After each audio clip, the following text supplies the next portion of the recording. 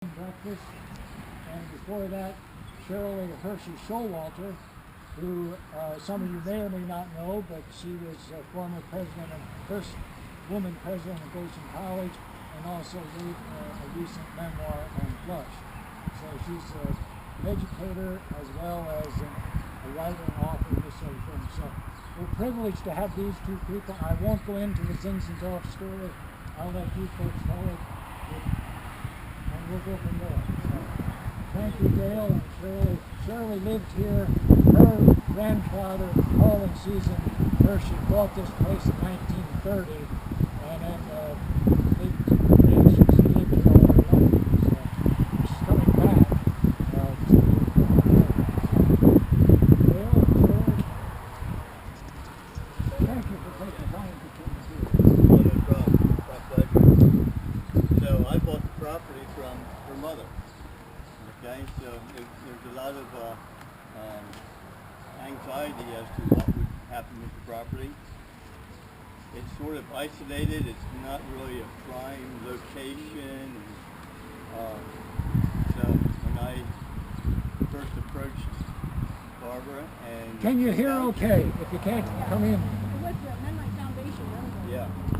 So when I first approached about doing a bed and breakfast here, talked to the township and talked to Barbara, everybody said perfect application for this property, because you really don't have any other, it's an isolated property.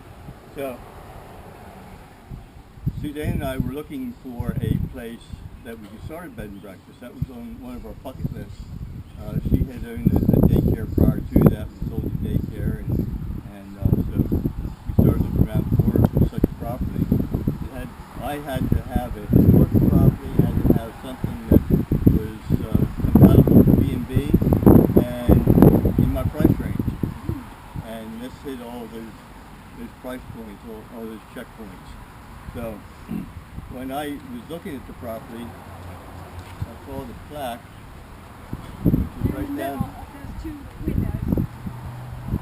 There's a plaque there that the Historical Society put up, and it talked about Zinzendorf coming here to speak to the locals. That was back in 1936. When they did that plaque, just 17. yeah, they put the plaque Oh, the on. plaque on They 36. put the plaque on 1936. So imagine when they did that, representatives from the German government came here to talk about all the things good about Zinzendorf. And there were 500 people standing here, right where you're standing, back in 1936, to honor Count Zinzendorf. So when I saw that, I said, well, this has potential to be a historical property. So I really didn't have the money to do the restoration the way it should be, but I thought, I'm going to do the research.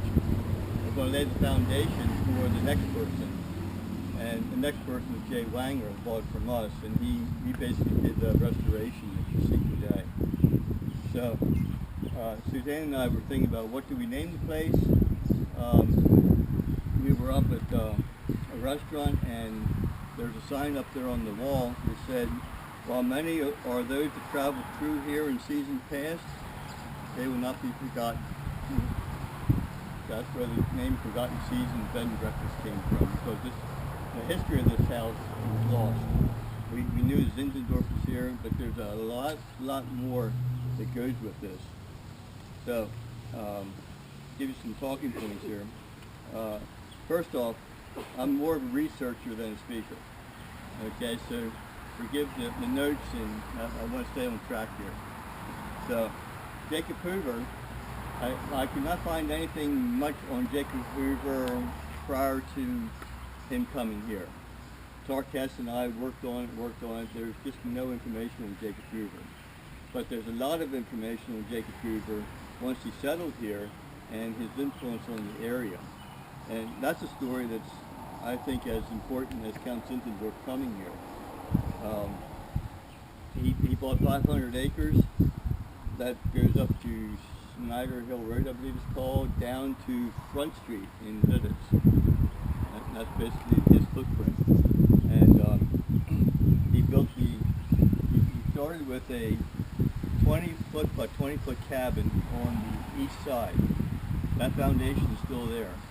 And that cabin lines up with the building to the west.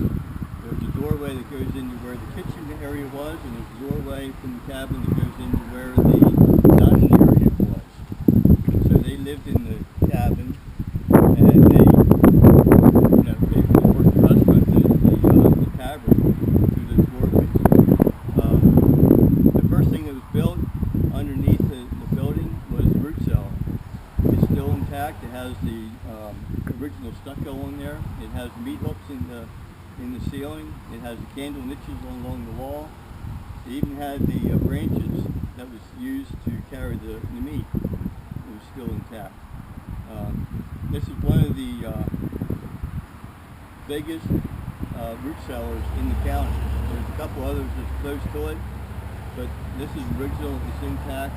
They even had a dumbwaiter that went from the root cellar up into the kitchen. Okay, so they had people down underneath working, and then you had the kitchen up above, the big fireplace that I believe your grandfather pulled out, and then you had the dining area on the opposite side towards the road. So basically, what you see here, there's some modifications over the centuries, but what you see here is basically what Count Zinzendorf would have seen himself when he came here. Now, Jacob Huber, he got involved in laying out Newport Road out on the other side of Penryn on down towards Viola. He was on a team that laid out this road, and of course he was a smart businessman because he ran the road right past his front door. Okay. This road ended up going down to Newport, Delaware, and that's why it's called the Newport Road. So the Baumbergers and the Erbs, they all had wagons and teams, and they ran down to the seaport with goods. They came back from the seaport with goods, and they prospered. And of course, Jacob Herb, he had his tavern here, so he prospered also, or Jacob Huber. Then Jacob Huber bought property to the north on the other side of the 322. You have Elizabeth Farms, you have Elizabeth Furnace, that's Coleman bought that eventually. That was all started by Jacob Huber. It was his daughter. He had two daughters, and it was his daughter that he named Elizabeth. He named him after his daughter. Exactly. So all the Elizabeths came out of this house. Okay, Elizabeth Farms, Elizabeth Furnace, Elizabeth Township. That was all honoring Jacob Huber's daughter. So while he had the furnace operation going on up there north of 322, a gentleman came in. He was looking for a job, and Jacob Huber hired him. His name was William Henry Stiegel. Okay, so he was the bookkeeper. I always get in the back of my mind that Mr. Stiegel was a good talker, a smooth talker, because he ended up marrying the boss's daughter. Okay, he ended up buying the furnace, and after he bought the furnace, he talked his way into buying 10,000 acres up beyond there.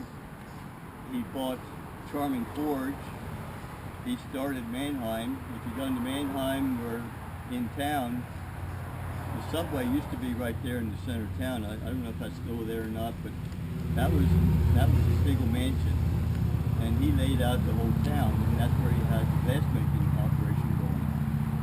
So you see, there's connections starting here at this house, and how it's spreading out. Okay. We had a gal come to stay at the bed and breakfast. Her name was Kiki Black, and she was a colorful individual. But she stayed here because she found out that Elizabeth Huber lived here, and she was a direct descendant of Elizabeth Huber and Baron Stiegel. And she was in line to collect the rose from the church that Baron Stiegel started, and the mortgage payment for that church was one red rose to a descendant of the Stiegel family. So she came, and this was, to me, was priceless. And I told her, get over there by the window and I'm going to take your picture. I'm going to pass that around. This is Kiki Black, a direct descendant of Baron Stiegel and Elizabeth. And this is a blow-up of Elizabeth's image. That I've looked and looked and looked, and I think this is the only image of Elizabeth Huber Stiegel. Now she died in childbirth during her second child, and she's buried up at Brickerville, and on her gravestone it says that she's the daughter of Jacob Huber, and blah blah blah. When Jacob Huber passed away, in his will, he mentioned specifically Baron Stiegel, and in essence, in our terms, he gave him 2 cents, and that was all that he was entitled to. So I take it that there was bad blood between Baron Stiegel and Jacob Huber. Of course, you know the story. In-laws will do that.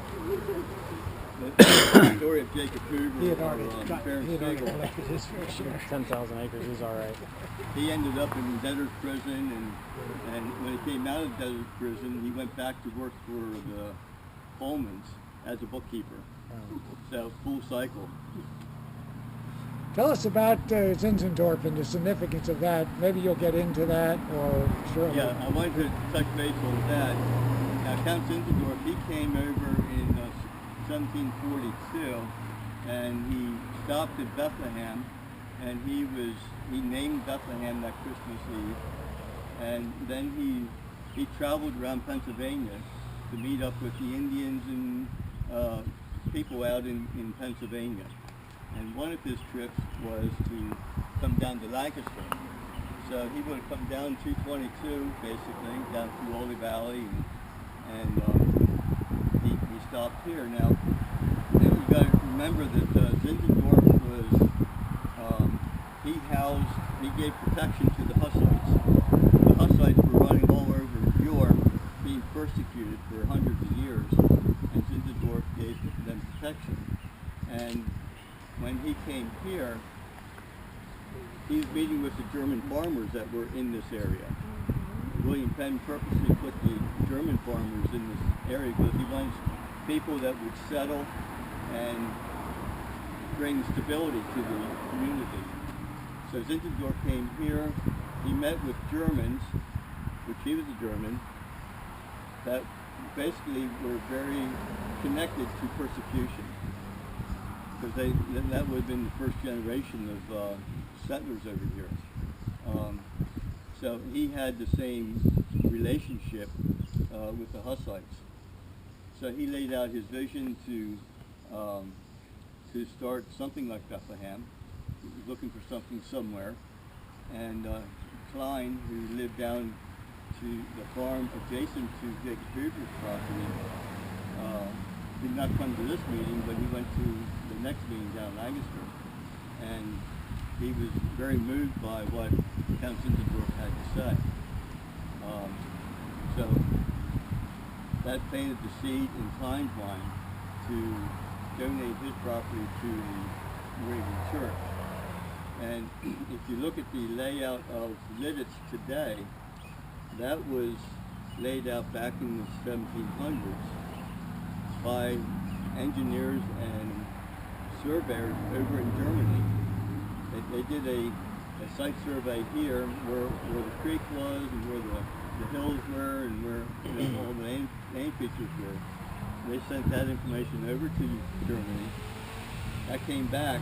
So you can imagine, that was 6 months over, 6 months there, 6 months coming back, and this is all information that was sight unseen by the guys in Germany. But if you look at the layout of Lititz today, That is exactly what the Germans had laid out over Germany. And the other thing that I found interesting was this house here is cocked just a little bit towards the south, off the southern exposure. You go down to Lititz, and it's identical. The streets of Lititz is cocked same degree off the south. So I asked some historians what that was all about, and they said, well, that was the optimum use of the sun. Well, that makes sense. Okay? So I was out here mowing, and two ladies came up to me.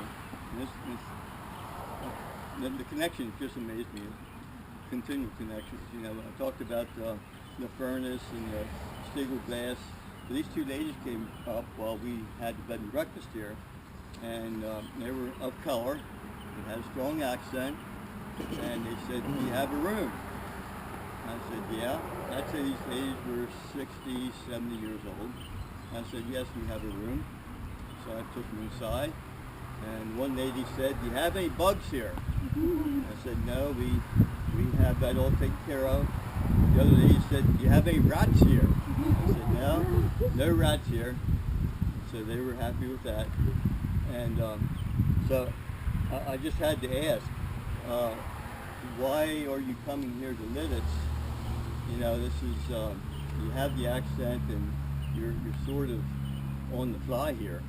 You didn't make any bookings ahead of time or anything. She said, "We're doing genealogy work." I said, "Okay. Who would your ancestors be?" You know, I expected Lancaster or Philadelphia or Harrisburg. They said, our ancestors are from Lititz.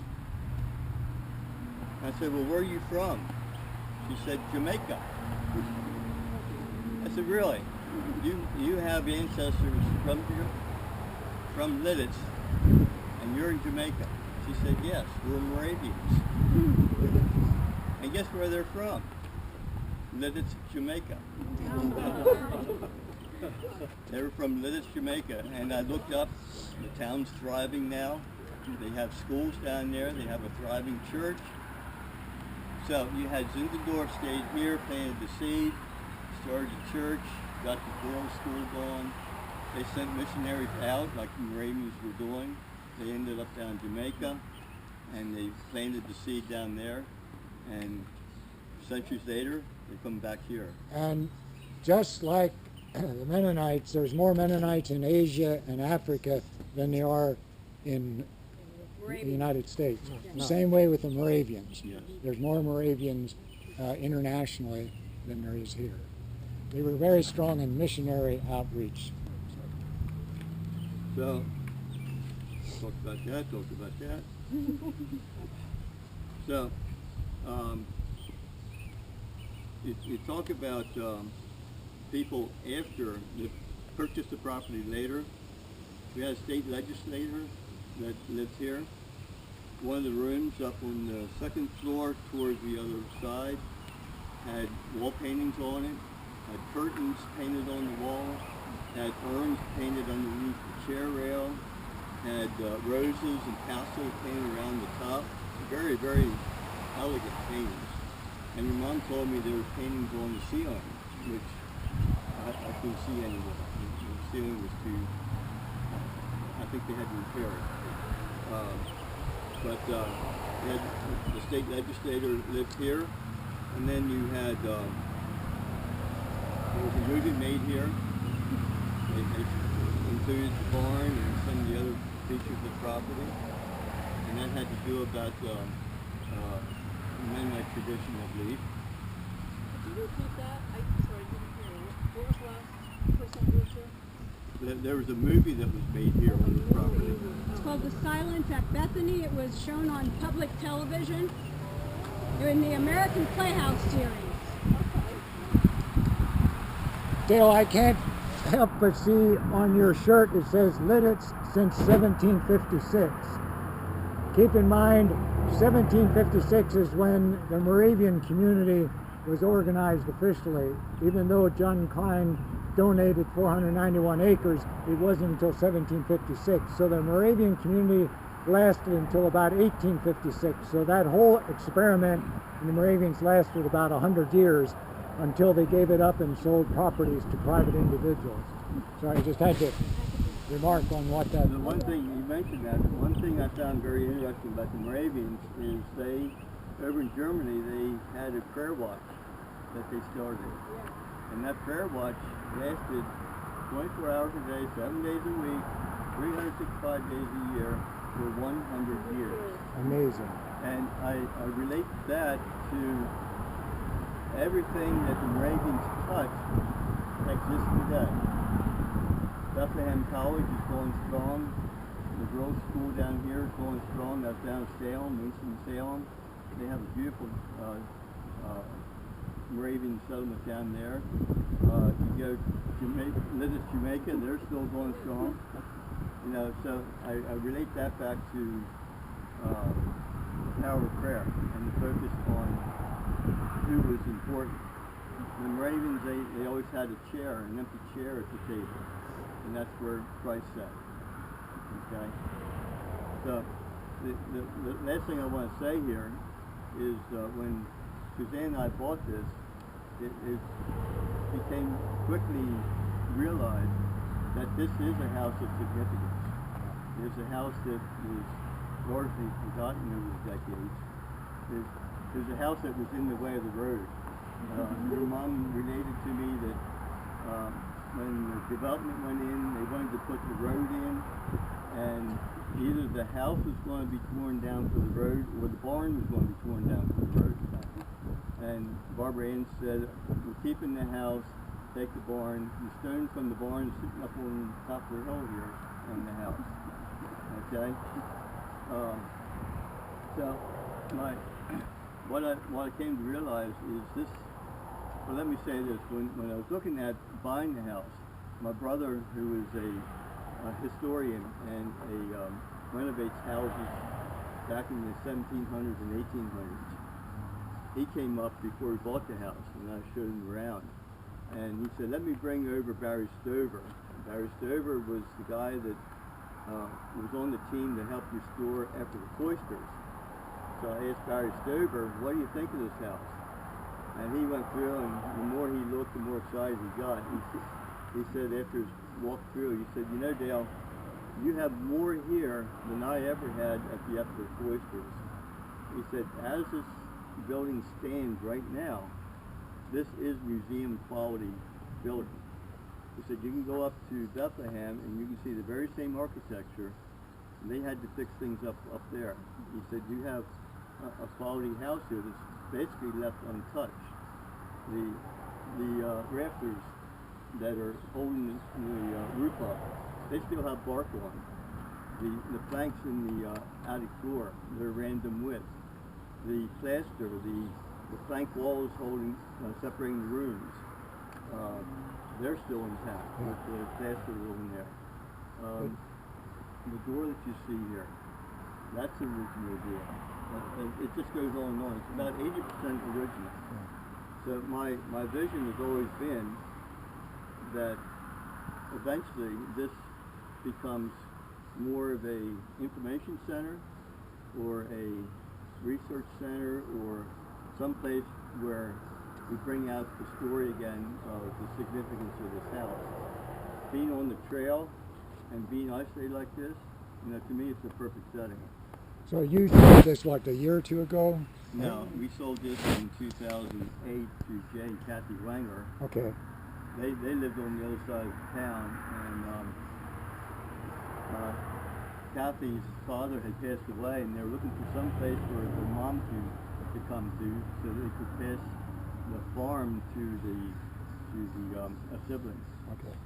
Shirley, why don't you tell us a little bit how it was to live Right. here? There's one other thing. First of all, Dale and Suzanne, I just want to thank you on behalf of our family, the Hershey family, for the stewardship that you gave to this home so that it could continue to be a blessing to future generations.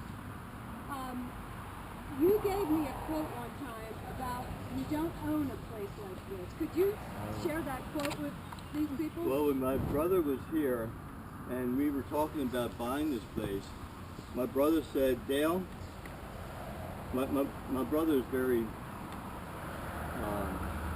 intense.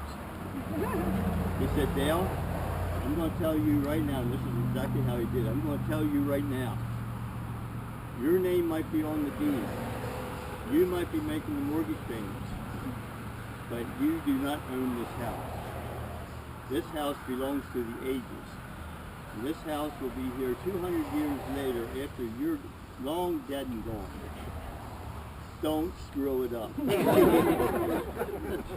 And if you ever want a justification for history, that's it right there.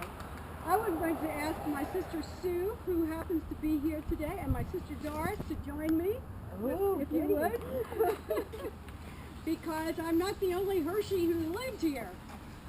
We have a tradition, a heritage in our family that all of us are very proud of, and we feel honored to have participated in that history that Dale has described. Because we are standing between you and lunch, this is going to be much shorter than I would like it to be. But I want to tell you just a little bit of why I think this house is a house for the ages. And it goes back to Count Zinzendorf, probably to Jacob Huber too, but I think more to Count Zinzendorf and to Lititz and the Moravian history that surrounds us because of what took place here when it was a toll house on the way west. Anything west of here was the Wild West. And so we can hardly imagine that kind of history, that kind of reality, because it's so far from the one we have today. But Zinzendorf, coming from Europe and traveling through the colonies, had a vision for the conversion of the Native American peoples and also other peoples. He was an evangelist, but he was a pietistic evangelist, an evangelist who participated in 100-year-long prayer vigils, and who was also very dedicated in his personal life to spiritual use of language. And he wrote many hymns. I don't know how many Mennonites or Church of the Brethren people there might be in this crowd, but if you know the Blue Worship Book, there are 2 Zinzendorf hymns in there. And I'm going to leave you with my favorite part of my favorite Zinzendorf hymn, which is called Heart with Loving Heart United, which describes his vision for what the world could be based on what Jesus brought to the world. And at the end of the hymn he says, kindle in us love's compassion, so that everyone may see in our fellowship the promise of a new humanity. That's what drove Count Zinzendorf, a man who was a feudal lord and who could have lorded it over everybody and we would never have heard of him. But we hear of him today because he had this other vision, a vision of giving, and a vision of creating a community around him. And that's why Salem continues, that's why Bethlehem continues, that's why the 2 Lititzes continue today.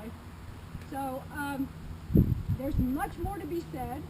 If you go to YouTube, I discovered this morning, there is a movie free of charge that you can view about Count Zinzendorf. I think there are some historians from Salem College and from other Moravian schools that have pieced together the story of this man's life. And I'm going to rewatch it. I think I saw it 10 years ago, and I'm going to rewatch it, and I recommend it to you as it gets. Shirley, maybe you want to email Jean and give her that so she can give it to the rest of you. Yeah. That's a good idea. I lived here. I'm the junior person living here because I